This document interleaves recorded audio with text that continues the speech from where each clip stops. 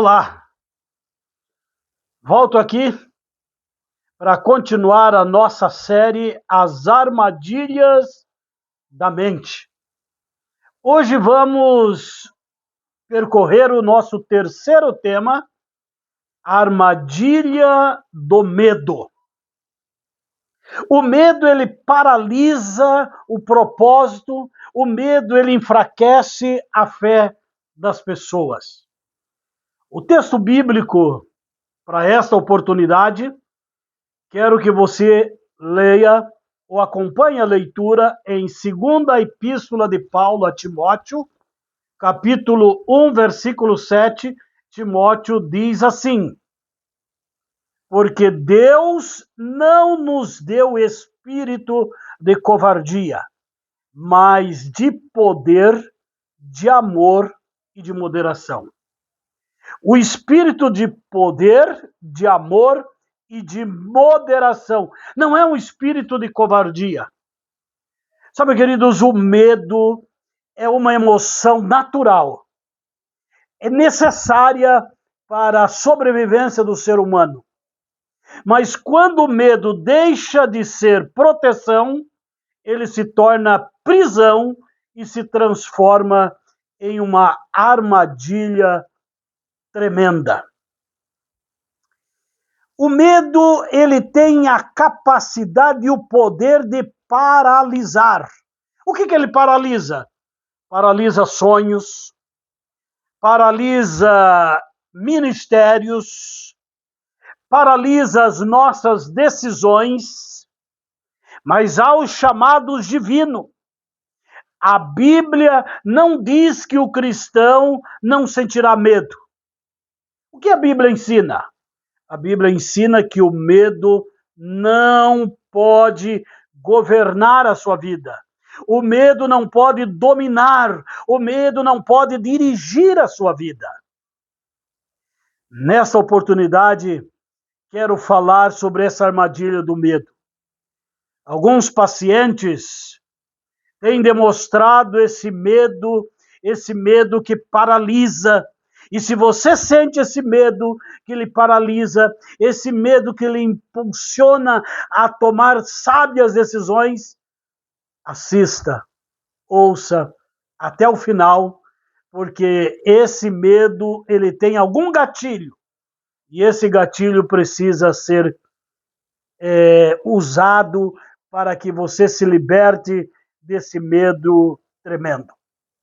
Vamos ao nosso corpo do nosso estudo. Primeiro, qual é a origem do medo?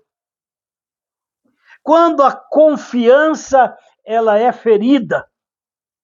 Gênesis capítulo 3, versículo 10.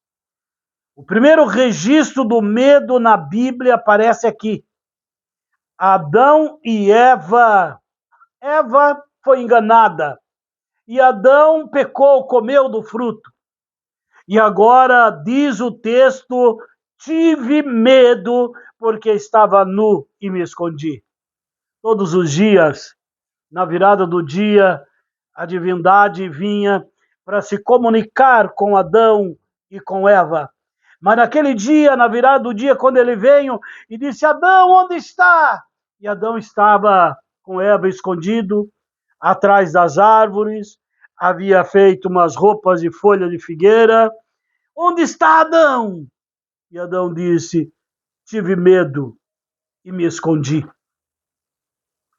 Sabe, o medo muitas vezes nos impulsiona como Adão, a nos esconder de tudo e de todos, a esconder os nossos dons, as nossas habilidades. As pessoas têm medo de falar em público, têm medo de se relacionar.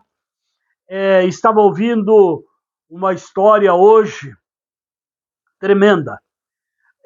Um cidadão, ele tinha medo de mulher. E aos 16 anos, ali no seu pedaço de terra, ele fez uma cerca bem alta e ele se fechou dentro daquele perímetro por mais de 60 anos, porque ele tinha medo de falar, se relacionar com mulheres. Mas sabe qual foi a ironia do destino? Aquele homem passou por 6 décadas vivendo com medo de mulher, mas eram mulheres ali daquela vizinhança que vinham e jogavam alimento, comida para ele por cima daquela cerca, e assim ele não morreu. Ele tinha medo das mulheres, mas foram as mulheres que preservaram a sua vida. Assim, o medo nasce quando a culpa entra.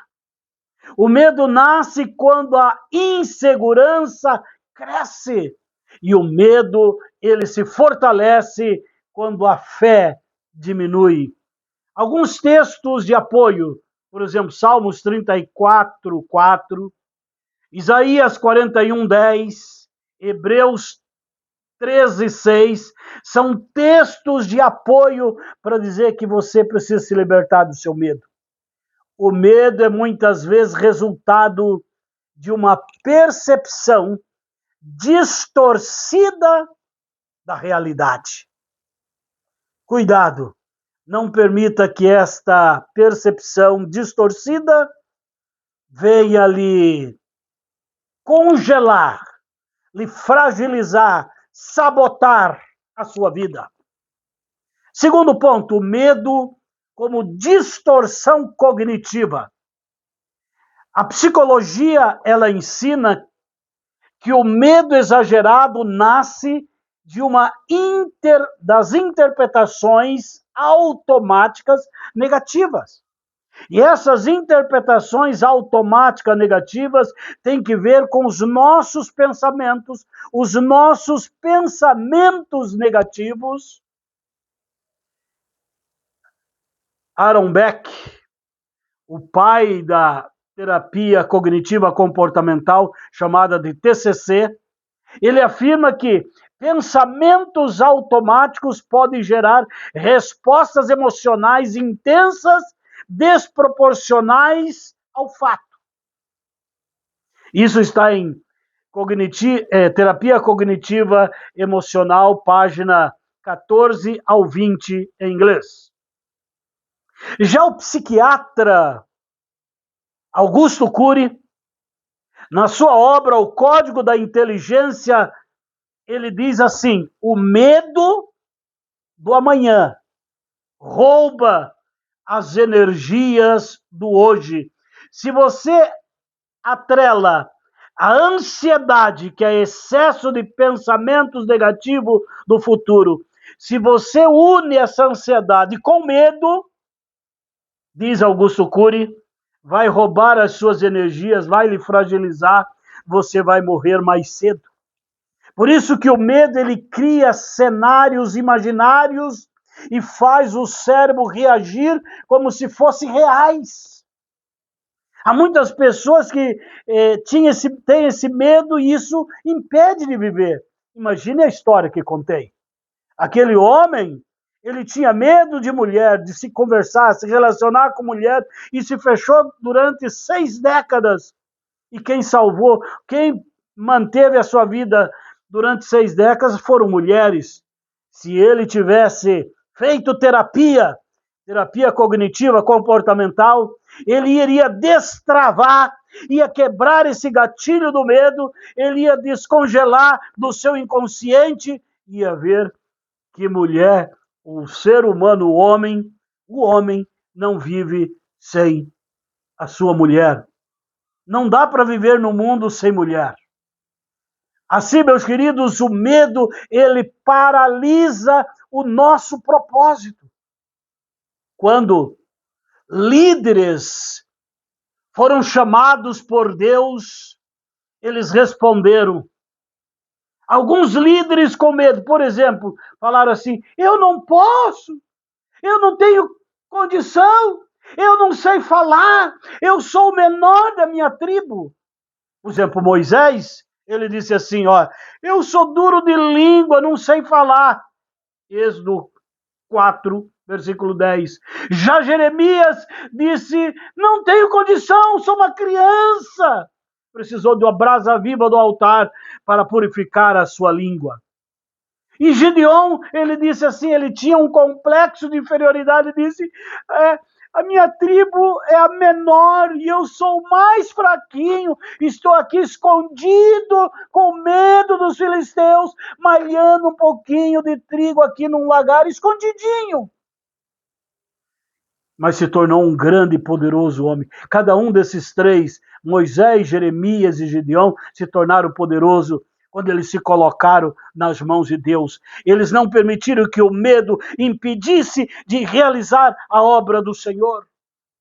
Porque o medo, ele tenta convencer, o medo tenta dizer que você não é capaz, você não é suficiente, você não está preparado. E quando você dá ouvido para essa conversa do medo, e você fica temendo, e você treme, e você aí vai se tornar incapaz. Não porque você não é capaz, porque você ficou com medo de realizar grandes coisas para Deus. Ellen White, grande escritora norte-americana, escrevendo no seu livro Profetas e Reis, página 164, ela diz assim: o maior erro que podemos cometer é permitir que o medo enfraqueça nossa confiança em Deus. Entendeu? O pior erro que um ser humano pode cometer é permitir que o seu medo enfraqueça a sua confiança em Deus. Terceiro ponto: as consequências do medo prolongado. Se você passa muito tempo expressando medo, o medo constante pode gerar ansiedade crônica. O medo constante pode gerar muitos tipos de fobia. O medo constante pode transformar em transtorno do pânico. E o medo constante paralisa e se torna bloqueios emocionais. Daniel Goleman, no seu livro Inteligência Emocional, ele diz assim: o medo ativa a amígdala cerebral e pode sequestrar a sua razão. Então, o medo, ele pode sequestrar a sua razão. Espiritualmente, o medo excessivo, ele enfraquece a vida de oração. O medo excessivo bloqueia a sua fé. O medo excessivo diminui a sua visão espiritual. Há muitas pessoas com uma visão estrábica, míope, uma visão distorcida da realidade, porque permitiram que o medo tomasse conta da vida. Vem comigo aqui agora. Eu quero lhe convidar. Eu quero lhe dizer que Deus não nos deu espírito de covardia. A segunda epístola de Paulo a Timóteo 1,7 apresenta 3 antídotos contra o medo. Primeiro deles, poder. A autoridade espiritual e confiança na ação divina. Depois o poder, o texto diz amor. O amor lança fora todo medo, diz primeira epístola de João 4,18. Se você é versado no verdadeiro amor, o Espírito Santo enche o nosso coração de amor, aí você lança o medo fora. E o terceiro, moderação, equilíbrio, domínio próprio. É a capacidade de pensar com clareza e com sabedoria. Ellen White, no seu livro, pequeno, grande livro, Caminho a Cristo, ela diz assim: a fé e o amor são os verdadeiros antídotos contra o medo. A fé e o amor, antídoto contra o medo. Aí vem uma pergunta, no nosso 6º ponto dessa oportunidade: como vencer a armadilha do medo? Eliseu, como eu posso vencer a armadilha do meu medo? Eu quero apresentar para você 5 passos. Primeiro, enfrentar, não fugir. Salmos 27:1 diz, olha, se você tem medo de algo, você enfrente. E você vai ver que esse medo se torna irrisório, insignificante. Segundo ponto para vencer o medo, é reestruturar os seus pensamentos. Parar de ter pensamentos negativos, eu não posso, eu não consigo, eu não dou conta, é muito grande para mim. Não, substitua esse medo por coragem. E se der errado, se der errado, aí fica paralisado. Porque se Deus está com você e comigo, ele lança fora o medo. Terceiro ponto, exercitar a fé diariamente. Paulo, aos Romanos 10:17, diz, a fé vem pelo ouvir, e ouvir pela pregação, e a pregação da palavra de Deus. Leia a Bíblia todos os dias. Eu estou numa jornada hoje e quase chegando ao final. Eu fiz uma jornada, eu falei para alguns pacientes que eles tinham que ler cada dia um capítulo de Provérbios. Mas para não ficar longe, eu também comecei a ler cada dia um capítulo de Provérbios. Estamos lá, já estamos aí no 28º capítulo de Provérbios. Vamos chegar aos 31 dias, 31 capítulos de Provérbios. Leia a Bíblia. Quarto, lembrar livramentos passados. Lembre de livramentos passados. Pense Davi. Quando Davi enfrentou Golias, 1 Samuel 17, sabe por que Davi não teve medo? Ele disse assim, ó rei Davi, ó rei Saul, um dia eu estava lá cuidando das ovelhinhas de papai, e apareceu um urso lá, e esse urso partiu para cima das ovelhinhas de papai. Eu não gostei não, eu fui lá, dei-lhe uma gravata nesse urso, torci o pescoço do bichão e matei o urso. É mesmo? É. E aí ele disse, tem mais, outro dia eu estava novamente cuidando das ovelhinhas de papai, porque Davi era um pastor de ovelhas, e logo apareceu um leão rugindo, e quer comer minhas ovelhinhas. Eu fui lá, peguei na barba do bichão, dei-lhe uma torcida na barba, disse, aqui não, aqui você não vai pegar as ovelhas de papai. E peguei aquele leão e matei o leão. Aí o rei Saul olhou, mesmo, matou um urso e um leão? Disse, e eu tô olhando para aquele Golias e não tô com medo dele. Eu vou a ele em nome do Senhor dos Exércitos, Deus de Israel, a quem ele tem afrontado. E Davi partiu para cima daquele Golias com as 5 pedrinhas. E o que aconteceu com Golias? Ele venceu. Então Davi aqui, ele lembrou-se das vitórias passadas. Assim como eu não tive medo do leão, não tive medo do urso, não vou ter medo desse Golias. Quinto e último ponto, para vencer a armadilha do medo é desenvolver intimidade com Deus. Sabe, queridos, uma vida de intimidade com Deus lança fora todo medo. Para tanto, eu convido você que está até aqui. Coragem não é ausência de medo. Coragem é agir apesar do medo. Josué recebeu esta ordem 3 vezes. Ser forte e corajoso. Se Deus manda ser corajoso, é porque o medo virá, mas não pode dominar. Eu posso olhar para trás. Hoje sou um homem de 60 anos de idade. Quantos medos eu tive para trás. Mas eu encarava com oração e com a Bíblia durante 34 anos nas fileiras do Ministério Adventista. Não tive medo de nada e nem de ninguém. Encarei falando firme a palavra de Deus. E até aqui cheguei pela fé. Assim, meus queridos, se você tiver com medo, você paralisa, você fica parado e você não realiza aquilo que Deus quer que você realize. O medo ele quer paralisar o seu propósito.